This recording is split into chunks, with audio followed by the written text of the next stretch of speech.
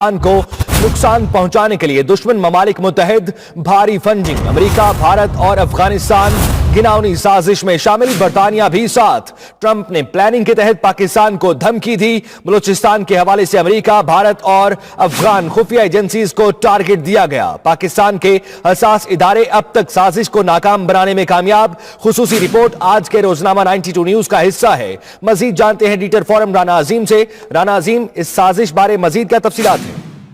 ये बिल्कुल पाकिस्तान के खिलाफ साजिश के हवाले से बकायदा एक ट्राइका काम कर रहा था, जिसमें अमेरिका, बरतानिया, इंडिया और अफगानिस्तान शामिल था, और इसराइल भी इसमें इसका बकायदा हिस्सा था। और इस ट्राइका ने बकायदा तौर पर जो काम शुरू कर रखा था, उसके मुताबिक अफगानिस्तान, इंडिया और अमेरिका जो है उसने बलोचिस्तान के अंदर बड़ी फंडिंग करके वहां पे दहशतगर्दी की वारदातें करवानी थी और एक अलहदा बलोचिस्तान का नारा लगाना था। इसी तरह कराची के अंदर बरतानिया जो है उसकी खुफिया तंजीम ने और रा ने और मोसाद ने मिलकर वहां पे करना था, और इसके लिए सिंध के अंदर बकायदा MQM लंदन के मुख्तलिफ अफराद और कॉन्फ्रेंस जमातों के साथ उनके राब्ते मौजूद थे।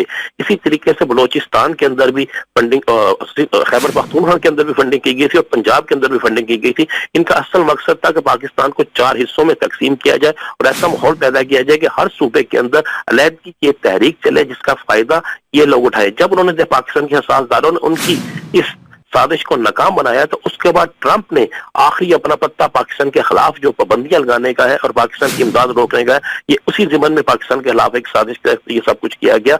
और उसके बाद ईरान के अंदर भी जो फसादात हो रहे हैं उसको भी पाकिस्तान के साथ मुंसलिक करने की बकायदा एक साजिश की गई, जिसको आप आइंदा चंद दिनों में देखेंगे। पाकिस्तान के साझेदारों ने कुछ अहम ऐसी शख्सियात को गिरफ्तार किया है जो पाकिस्तान के अंदर रहकर इन ममालिक के लिए काम कर रही थी, इनकी दी हुई फंडिंग को मुख्तलिफ लोगों में तकसीम कर रही थी।